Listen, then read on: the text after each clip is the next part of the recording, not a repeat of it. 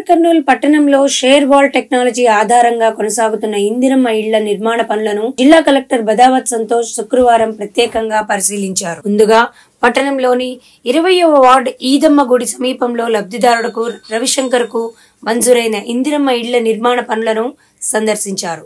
ప్రస్తుతం ప్లాస్టరింగ్ పనులు జరుగుతున్నాయని అధికారులు వివరించగా ఇల్లు ఇంకా ఎన్ని రోజుల్లో పూర్తవుతుందో కలెక్టర్ అడిగి తెలుసుకున్నారు.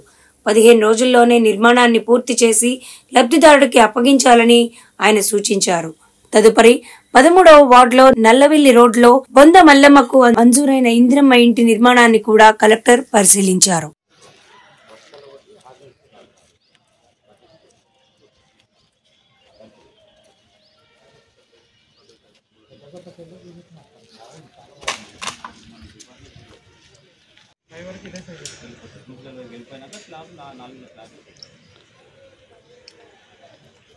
బాగుంది టెక్నాలజీ అంతా అప్లోడ్ అయింది కానీ వాడు వర్షాలు వస్తున్నాయని చెప్పి లేబర్ రీసెకండ్ ఇచ్చారు. ఎంత చేస్తున్నారు పొడుగు ఉంది కాబట్టి పొడుగు ఇచ్చిన 478 స్క్వేర్ ఫీట్ వచ్చింది.